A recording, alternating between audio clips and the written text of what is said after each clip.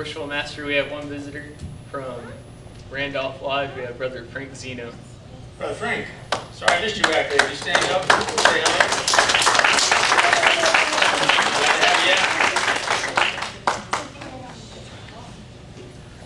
hello. Well, for those of you who don't know me, I am Brad Kohanke. I am the current junior warden of Davy, Crockett, Masonic Lodge number 1225.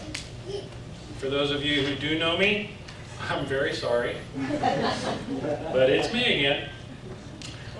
You see, those of you who know me know that I love to discuss controversial topics. They've read my articles, they've listened to my presentations, they've out my opinions, and I have pretty strong opinions. And quite frankly, they're probably getting pretty sick and tired of hearing them about now. Surely not. But I'm going to do it again. So, here we go. Before I introduce our guest speaker, I just want to share another seemingly controversial opinion that I think is relevant, particularly this evening. Freemasonry and its appendant bodies is at war. They always have been. Even before we referred to ourselves as Freemasons. We are at war with ignorance, we are at war with intolerance, and we are at war with tyranny. Ever since people have known the difference between good and evil, there have been men and women who found ways to promote good in the world. At times it was easy, at times it wasn't. When evil uses ignorance, intolerance, and hate to oppress people, it is difficult to publicly promote good. Hence, we have things like the symbolism of Freemasonry to keep alive the ideals of integrity, honor, honesty, freedom of thought, and freedom of expression. And whether you choose to admit it or not, it is no coincidence that these ideals are the founding principles of the United States of America. After all, our founding fathers were primarily Freemasons. Now, today, each and every one of you is a soldier in that war. How do we fight? By living our lives as examples.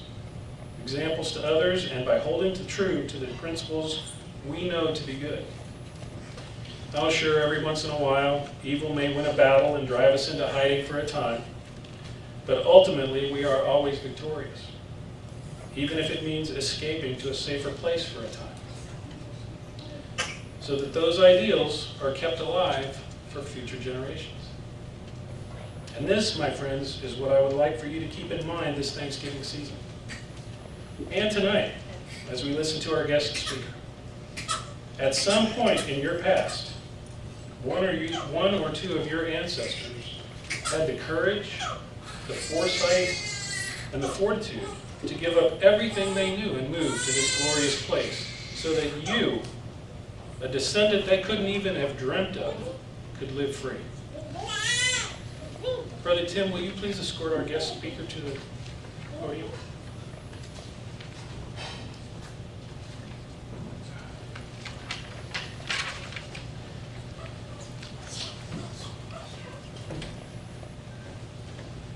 Thank you, sir. I've known our guest speaker tonight for almost 20 years. Back when I first started learning how to run a human resources department, there was a very prestigious law firm in town. It was called Matthews and Branscombe. And their biggest client was the San Antonio Spurs, not me. But whenever I'd call with a question or a problem, there was one lawyer in particular that I knew had the answer. She knew I was a newbie, but she always made me feel important. Over the years, she gained my trust, my respect, and I've considered her a friend. Years passed, jobs changed, companies merged, and we'd see each other on occasion. Then one day at a huge awards ceremony, honoring some of the biggest movers and shakers in the city, who did I see as the keynote speaker? My friend, Victoria Garcia. After listening to her speech, I knew I had to do whatever it took to bring her message to you. Luckily, she didn't make me beg. As a matter of fact, she agreed almost immediately. Victoria received her bachelor's degree from Georgetown University, her master's degree from the University of Texas, and yes, Aggies and Longhorns can be friends. and ultimately her law degree also from the University of Texas. She has been named one of San Antonio's best lawyers by Scene in LA, recognized as one of the top female executives in San Antonio by the San Antonio Business Journal, honored as one of the best lawyers in America in labor and employment, and named one of America's leading lawyers for business and immigration by the United States Chambers of Commerce. On March 29th, Victoria was named managing partner of Bracewell and Giuliani's San Antonio office. And yes, I said Giuliani as in Rudy Giuliani, one of the most prestigious law firms in the country, if not the world. Ladies and gentlemen, I am honored to introduce this evening my friend, Victoria Garcia.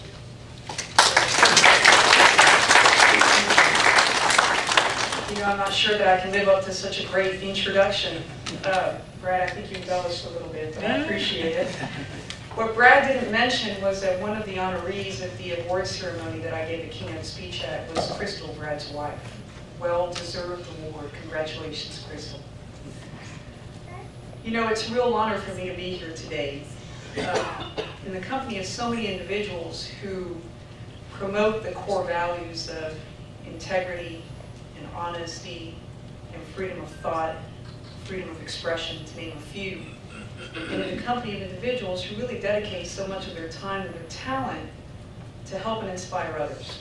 You know, whether it be in your place of work, the community, or one of the many charitable organizations that you participate with, either individually or as a lodge. As Brad mentioned in his introduction, everyone here has a story. They have a story of events that occurred in their lives that taught them a lesson. Of people that they met who helped them along the way. Of doors that closed and others that opened. All of these events coming together to make us who we are as individuals. My story, to a certain extent, starts in 1950s Cuba, because my story is the story of my family. The events that happened during the Cuban Revolution, and which ultimately prompted my family to leave their home and come to the United States to start a new life, played a great role in shaping the person that I am today. The values that I consider to be truly important, and the values that I hope to pass on to my children. But to understand a little bit about the events of the Cuban Revolution, to place them into context, I need to explain to you a little bit about my family itself, starting with my grandfather. My grandfather was what you'd call a self-made man. He grew up on a farm in the outskirts of Havana in the early 1900s, one of 8 brothers and sisters. And at the age of 13, he decided that he wanted to be a medical doctor. But since he had 7 brothers and sisters and his mother was a widow, resources were scarce. And there certainly wasn't money to pay for an education. So my grandfather did what any self-respecting 13-year-old at the time would do. He packed his bags, kissed his mother goodbye, walked to Havana by himself, found a job, and worked his way through college, paying for his education. And when he graduated from medical school, he built a large house, brought his mother and his brothers and sisters to Havana, paid for his siblings' education, and then when they graduated, he helped them find jobs. My grandfather was very much the patriarch of the family because he took an interest in and helped everyone who was around him. And when he and my grandmother married, and they settled down to the business of raising a family and starting a family business, they always took the time to do what they thought was right. They gave jobs to people that they thought really needed them. They paid for the education of the children of many of their employees, including college. And as the years passed and they purchased property and they rented that property out, if at some point their tenants couldn't pay, they let them live there for free until they got back on their feet, because they thought it was the right thing to do. And so having laid this framework, let's fast forward now to January of 1959, because that's when Castro's 5-year assault of the Batista dictatorship finally comes to an end. Batista flees Havana for the Dominican Republic, and Castro assumes control of the Cuban government. Now you can debate the merits of the Cuban Revolution, whether it was justified, whether it merely replaced one dictatorship for another. But one thing that affords little debate is the impact that the revolution had on people's lives. You see, during 1959 and 1960, the Castro government passed a series of urban and agrarian reform laws that had the effect of nationalizing all private property. The immediate result was that the U.S. government severed diplomatic relations and foreign companies closed their offices in Cuba, leaving thousands of individuals, including my father, without a job. But there was one piece of legislation in particular that affected our family more than others. Not because we lost our property, because you can always recover from that, but because of the impact that it had on our lives. In the spring of 1960, the Castro government passed a piece of legislation that said that private housing could no longer be privately owned or leased. And this had the effect of passing title to virtually all the property that my family owns in the state. Now, if the story had ended there, it really wouldn't have mattered. But it didn't end there.